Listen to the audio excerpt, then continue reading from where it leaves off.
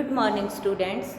हम चैप्टर कर रहे हैं micro organism friend and food, जिसमें हम पढ़ चुके हैं कि माइक्रो ऑर्गेनिज्म के क्या क्या यूजेज हैं।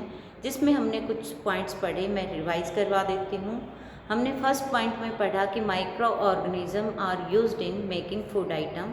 Micro organism are also used in increase the fertility of the soil. They are also used in making medicines and alcohol, and they also used in the cleaning of environment. So we study about the harmful effect of the microorganism. Microorganism के कुछ harmful effect भी हैं, जिसमें हम chapter का second part जो कि है माइक्रोऑर्गेनिज्म एज ए फोई, वो हम पढ़ेंगे। तो उसमें हम सबसे पहले स्टडी कर लेते हैं, थोड़ा सा हम डिस्कस कर लेते हैं कि माइक्रो ऑर्गेनिज्म कहाँ कहाँ हार्मफुल होते हैं। तो सबसे पहले है कि जो माइक्रो ऑर्गेनिज्म वो डिजीज़ कोज करते हैं। तो सभी माइक्रो ऑर्गेनिज्म या all type of agent that causes the disease are called pathogen. ये हम कर चुके हैं। तो हम इसके सेकंड पार्ट में कर रहे हैं कि माइक्रो ऑर्गेनिज्म कहाँ कहाँ हार्मफुल करते हैं। तो उसमें हम बात करेंगे डिजीज़ की। तो आपकी बुक में एक टेबल दी गई है, उस टेबल में आपको बहुत सारे जो डिजीज़ हैं उनके नाम लिखे गए हैं, जैसे कि ट्यूबरक्लोसिस है, चिकन पॉक्स है, पोलियो है, कोलेरा है, टाइफाइड है, हेपेटाइटिस और मलेरिया। इन सभी डिजीज़ की डिस्क्रिप्शन दी गई है, जिसमें आपको बताया गया है कि ये किस कॉज होते हैं। जैसे कि हमने डिस्कस भी कर लिया था, जैसे कि मलेरिया है। मलेरिया जो है वो कॉजिंग एजेंट है उसका प्रोटोजोआ, और जो स्प्रेड होते हैं मोड ऑफ ट्रांसमिशन, यानी कि वो किस किस चीज़ से स्प्रेड होते हैं, वो भी आपकी बुक में दिया गया है। साथ में आपको बताया गया है कि हम इनसे बच कैसे सकते हैं, प्रोटेक्टिव मेजर्स क्या क्या हैं। तो हम एक दो डिजीज़ का यहाँ डिस्कस कर रहे हैं, बाकी आप टेबल से स्टडी कर सकते हैं, काफ़ी आसान लैंग्वेज है इसमें। जैसे कि हम बात कर रहे हैं ट्यूबरक्लोसिस की, जो कि बैक्टीरियल डिजीज़ है। इसी तरीके से जो चिकन पॉक्स है वो वायरल डिजीज़ है, और पोलियो की जो डिजीज़ है वो वायरल डिजीज़ है। तो इन सब के लिए जो प्रोटेक्टिव मेजर्स हैं वो हम डिस्कस कर रहे हैं, क्योंकि जो कम्युनिकेबल डिजीज़ हैं वो स्प्रेड होती हैं one person to another with the help of air, water, food and things that patient use, and all other things can be causes of the spread of disease, but some insects are also used in spreading the disease. We discuss about the protective measures.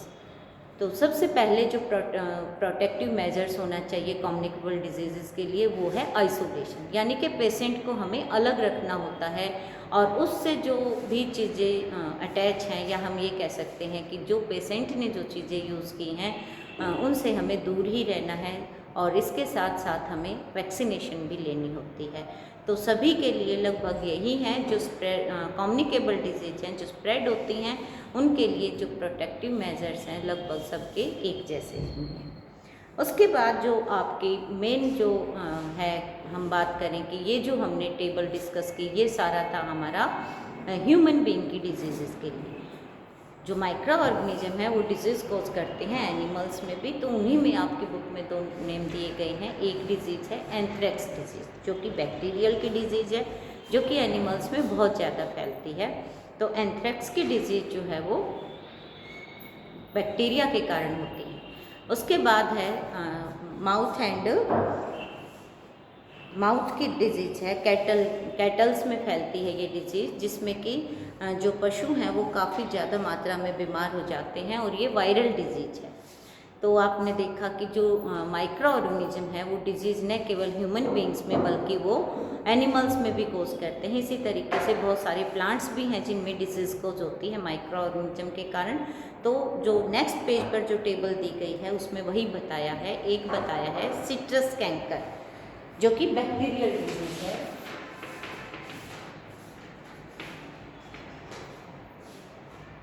ये bacterial disease है। इसमें जो हमारे जो citrus हैं, यानी कि जो खट्टे फ्रूट होते हैं, जिसमें नींबू भी आता है, ऑरेंजेस भी आते हैं, लाइम भी आते हैं, ये सारी जो चीज़ें हैं इनमें ये डिजीज़ हो जाती है। सिम्टम्स ये होते हैं कि जो लीव्स हैं, स्टेम है या फिर फ्रूट है, उन पर डार्क पैचेस आ जाते हैं और फ्रूट जो हैं वो ख़राब होने लगते हैं। तो इसका जो मोड ऑफ ट्रांसमिशन है वो एयर है। उसके बाद रस्ट ऑफ व्हीट है।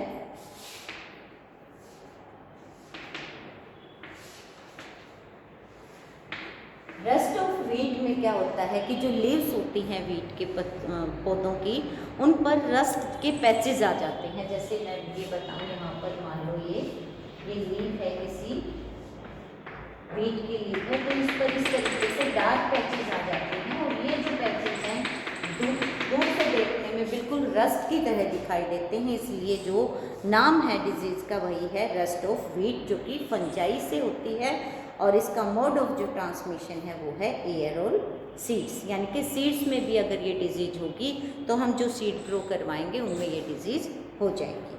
उसके बाद है येलो वेन मोजाइक ऑफ भिंडी। तीसरी जो डिजीज़ है वो है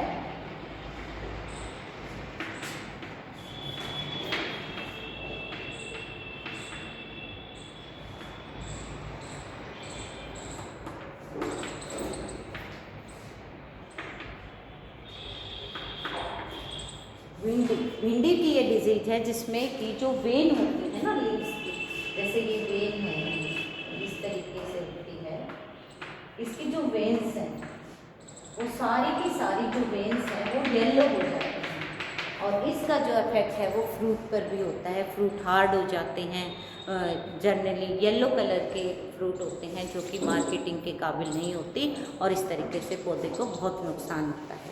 और इसका जो ट्रांसमिशन ऑफ मोड है वो एक फ्लाई है, इंसेक्ट से ये एक जगह से दूसरी जगह पर फैलती है। इसके बाद जो हमने पढ़ना है वो है फूड पॉइजनिंग, यानी कि अकेला डिजीज़ कॉज ही नहीं करते माइक्रो ऑर्गेनिज्म, ये हमारे फूड को भी ख़राब करते हैं। इसके साथ साथ कई बार ये हमारे क्लॉथ को, हमारे लेदर को, इनको भी ख़राब कर देते हैं। तो हम फूड पॉइजनिंग पढ़ रहे हैं। Next topic food poisoning.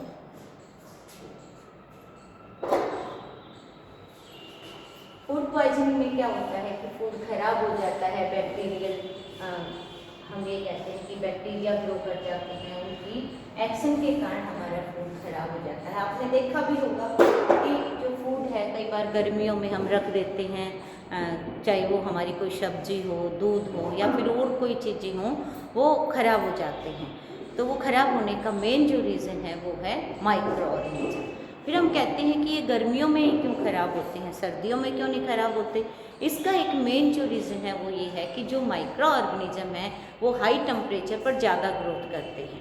तो हाई टेम्परेचर पर जब ये ग्रोथ करते हैं तो हमारे फूड को ख़राब कर देते हैं। और अगर हम ऐसे जो ख़राब फूड है या जो हम कह सकते हैं कि माइक्रो ऑर्गेनिज्म के कारण ख़राब हो चुका है, ऐसे खाना को अगर हम खा लेते हैं तो हमें भी फूड पॉइजनिंग हो जाती है। फूड पॉइजनिंग में पेट दर्द होता है और वोमिटिंग होती है और कई बार बुखार भी आता है और कई बार ये कंडीशन इतनी ख़राब होती है कि एडमिट तक होना पड़ता है। तो फूड पॉइजनिंग जो है वो एक बड़ा रीज़न है जिसके कारण माइक्रो ऑर्गेनिज्म के कारण जो है हमें नुकसान होता है।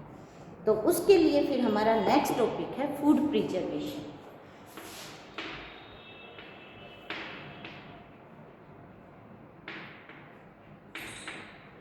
क्योंकि हमें पता है माइक्रो ऑर्गेनिज्म के कारण फूड हमारा ख़राब हो रहा है, तो फूड प्रिजर्वेशन में हम क्या करेंगे, फूड को प्रिजर्व करेंगे। किससे प्रिजर्व करेंगे, माइक्रो ऑर्गेनिज्म का जो एक्शन है उससे हम उसको प्रिजर्व करेंगे। तो उसके लिए हम किस तरीके से चीज़ों को यूज़ करते हैं, तो उसके लिए आप एग्जाम्पल में देख सकते हैं कि कई बार जो फूड है वो तो कितना जल्दी ख़राब हो जाता है, लेकिन कुछ फूड जो होते हैं वो ख़राब नहीं होते। जैसे मान लो हमने घर में क्या बनाया है, पिकल बनाया है, अचार बनाया है। तो अचार में क्या होता है कि हम काफ़ी समय तक, सालों तक हमारा अचार रखा रहता है, वो ख़राब नहीं होता। तो उसका क्या रीज़न है, तो उसका जो रीज़न है वो है फूड प्रिजर्वेटिव। कुछ फूड को प्रिजर्व करते हैं, यानी कि कुछ केमिकल्स, कुछ साल्ट या कुछ ऐसी चीज़ें जो हमारे फूड को ख़राब नहीं होने देती, उन चीज़ों को हम फूड प्रिजर्वेटिव कहते हैं।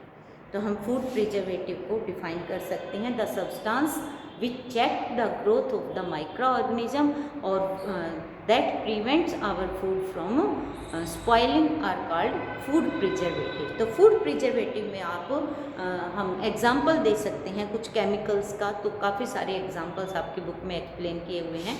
तो फर्स्ट एग्जाम्पल है हमारा किसका, केमिकल्स का। तो केमिकल्स में जैसे हम विनेगर है वो यूज़ करते हैं, साथ के साथ सोडियम बेंजोएट एक केमिकल है जिसको हम फूड प्रिजर्वेशन में ज़्यादातर यूज़ करते हैं।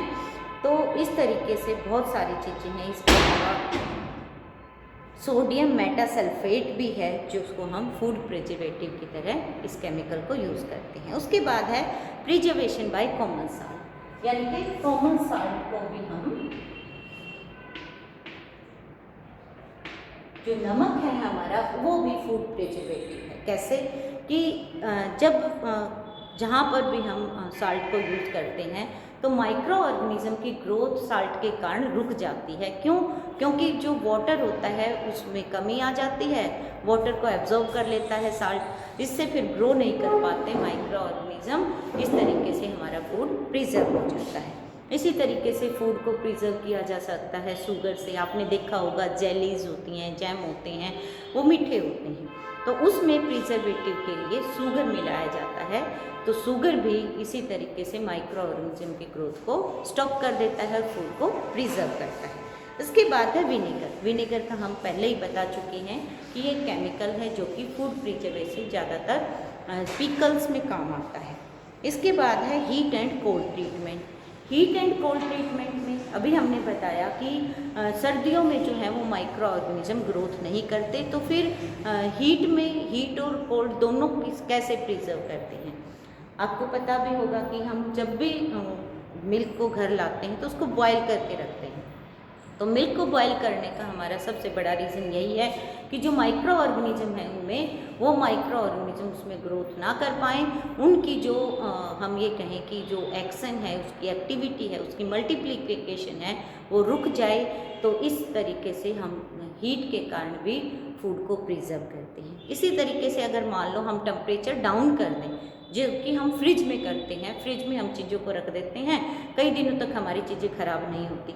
तो इस तरीके से हम कम टेम्परेचर पर भी फूड को प्रिजर्व कर सकते हैं। इसी के साथ आपका एक नया टॉपिक है जो कि है पाश्चराइजेशन। ये पाश्चराइजेशन क्या है? आपने देखा होगा कि कई बार जो है वो दूध वाला हमारे घर में दूध नहीं देकर जाता। हमारे घर में या ज़्यादा मेहमान आए हुए होते हैं तो दूध की कमी हो जाती है, तो हम क्या करते हैं, दूध की थैली लाते हैं। तो ये दूध की थैली जो है वो, उसमें दूध खराब क्यों नहीं होता? तो पहली बात तो ये कि दूध की थैलियाँ जो हैं वो हम फ्रिज में रखते हैं, कम टेम्परेचर पर रखते हैं, लेकिन वो जब ट्रांसपोर्ट होती हैं तो उस समय वो ख़राब क्यों नहीं होती? तो उसका एक मेन रीज़न है कि दूध को हम कहेंगे कि मिल्क को पाश्चराइज किया जाता है। ये पाश्चराइजेशन क्या है? आपने देखा भी है कि पिछले जो चैप्टर है उसमें हमने देखा कि पाश्चराइजेशन जो है वो लुईस जो पास्चर है उसी ने इसकी खोज की, जो कि हमने पीछे पढ़ा साइंटिस्ट का नाम, उसी ने इसको खोज किया था। मिल्क को पाश्चराइज करते हैं। क्या करते हैं इसमें? हम जो मिल्क है उसको 70 डिग्री सेंटीग्रेड तक गर्म करते हैं, और ये जो हमारा गर्म करने का प्रोसेस है ये 15 to 30 सेकंड चलेगा, और फिर अचानक से उसको हम चिल्ड कर देते हैं, और जैसे ही वो चिल्ड होता है उसको स्टोर कर देते हैं, और ये जो पूरा प्रोसेस है इसको पाश्चराइजेशन कहते हैं। उसके बाद है स्टोरेज एंड पैकिंग। आपने देखा भी होगा कि बहुत सारे जो फूड हैं वो पैक्ड होते हैं और वो ख़राब नहीं होते। तो पैक्ड करने का जो प्रोसेस है, जो कि टीन के जो हमारे बॉक्सेज हैं, हमारे कंटेनर हैं, उनमें हम फूड को बंद कर देते हैं और वो फूड स्टोर होता है। इसके अलावा फूड को पैक करके लंबे समय तक हम वो भी एक तरीका होता है फूड को पैक करने का। ऐसा नहीं है कि ऐसे ही डिब्बे में बंद कर दिया और फूड प्रिजर्व हो गए, तो उसमें भी कुछ फूड प्रिजर्वेटिव मिलाए जाते हैं। इसके बाद जो आपका लास्ट टॉपिक है इस चैप्टर का वो है नाइट्रोजन फिक्सेशन।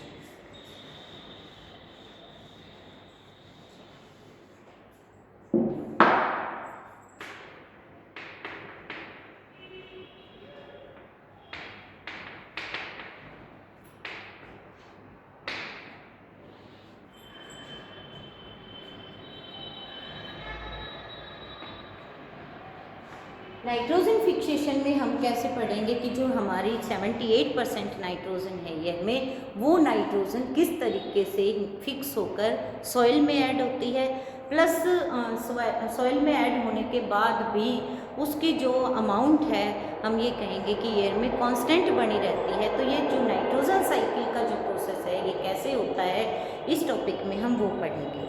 जो आपके नाइट्रोजन साइकिल में दिखाया गया है वही आपकी बुक में लिखा भी गया है। तो आप नाइट्रोजन साइकिल को अगर ध्यान से समझ लेते हैं तो आप पढ़ेंगे तो बहुत आसानी से आपको समझ में आ जाएगा। तो मैं वही आपको समझा रही हूँ। सबसे पहले क्या होता है कि जो नाइट्रोजन है, जितनी भी नाइट्रोजन है एटमॉस्फेयर में, उसका कुछ पार्ट जो है वो फिक्स होता रहता है। वो 3 प्रोसेस से फिक्स होता है। एक तो जो बैक्टीरिया होते हैं एयर में वो उसको फिक्स करते हैं। दूसरा आपने पढ़ा कि जो नाइट्रोजन फिक्सिंग बैक्टीरिया सॉइल में भी होते हैं, जो कि रूट नोड्यूल ऑफ पल्सेस में पाए जाते हैं।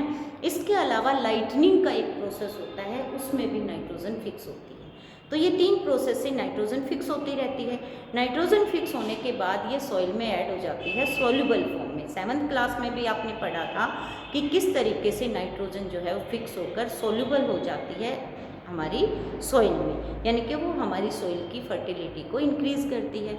अब ये जो नाइट्रोजन सॉइल में ऐड हो चुकी है, इसको एब्जॉर्ब करेंगे प्लांट, और प्लांट एब्जॉर्ब करने के बाद फिर इसको ले लेंगे एनिमल्स, और एनिमल्स और प्लांट का जो वेस्ट है और एक्सक्रीशन है, इन दोनों प्रोसेस में नाइट्रोजन वापस ऐड हो जाती है किसमें, सॉइल में। और फिर सॉइल में ऐड होने के बाद कुछ बैक्टीरिया क्या करते हैं, उसी जो सॉइल में ऐड है जो नाइट्रोजन, उसको कुछ अमाउंट को वापस नाइट्रोजन में कन्वर्ट कर देते हैं। और ये पूरा प्रोसेस हमेशा चलता रहता है, जिससे नाइट्रोजन साइकिल मेंटेन होती है। तो मैं ये आपको एक बार बोर्ड पर बना कर दिखा देती हूँ। जैसे ये है नाइट्रोजन,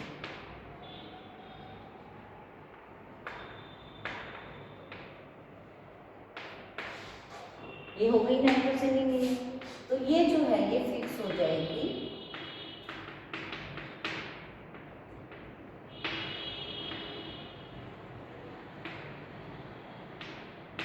बैक्टीरिया से, फिक्स हो गई नाइट्रोजन, और ये ऐड हो जाएगी सॉइल में। और दूसरा जो प्रोसेस है वो है लाइटनिंग।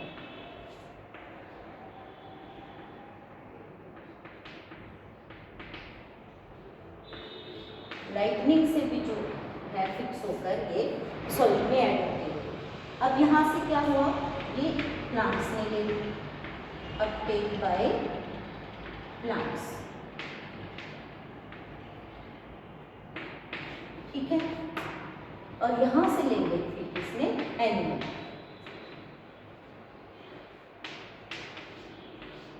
क्योंकि जो जितने भी प्लांट प्रोडक्ट हैं वो एनिमल यूज करते हैं।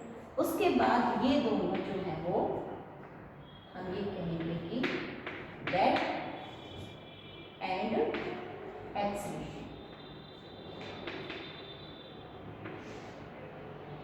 जो भी प्रोडक्ट है वेस्ट प्रोडक्ट है वो नाइट्रोजन कंपाउंड को वापस ऐड करते रहेंगे, किसमें, सॉइल में ऐड करते रहेंगे।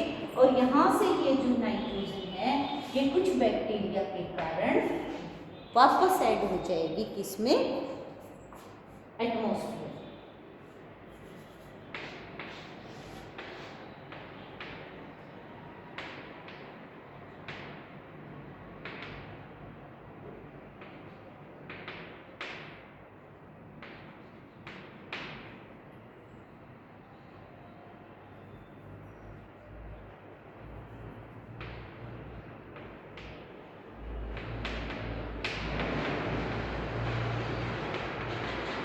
नाइट्रोजन गैस में वापस कन्वर्ट कर देंगे कुछ बैक्टीरिया। तो आपने देखा कि बैक्टीरिया के कारण ही नाइट्रोजन जो साइकिल है वो पॉसिबल हो पाई है, क्योंकि कुछ बैक्टीरिया ने, कुछ माइक्रो ऑर्गेनिज्म ने नाइट्रोजन को फिक्स किया। फिक्स होने के बाद वो कहाँ आई, सॉइल में आई। सॉइल में आने के बाद उन्होंने, प्लांट्स ने जब लिया, और जब प्लांट्स का वेस्ट आया तो वो डिकम्पोज होने के बाद वापस जब सॉइल में ऐड होगा तो डिकम्पोजिशन का प्रोसेस भी बैक्टीरिया के कारण पॉसिबल हुआ। और जो सॉइल में हमारी नाइट्रोजन है उस नाइट्रोजन को वापस नाइट्रोजन गैस में कन्वर्ट करते हैं, वो भी बैक्टीरिया ही है। तो ये जो प्रोसेस है वो केवल और केवल माइक्रो ऑर्गेनिज्म के कारण पॉसिबल हुआ। तो हम कह सकते हैं कि जो माइक्रो ऑर्गेनिज्म है वो हमारे लिए थोड़े बहुत हार्मफुल हैं, तो बहुत सारे माइक्रो ऑर्गेनिज्म ऐसे भी हैं जो हमारे लिए यूजफुल हैं। तो इस तरीके से हम अपना चैप्टर यहाँ ख़त्म कर रहे हैं और आप ध्यान से इसको पढ़ेंगे तो आपको ज़रूर समझ आएगा। Okay, thank you, have a nice day.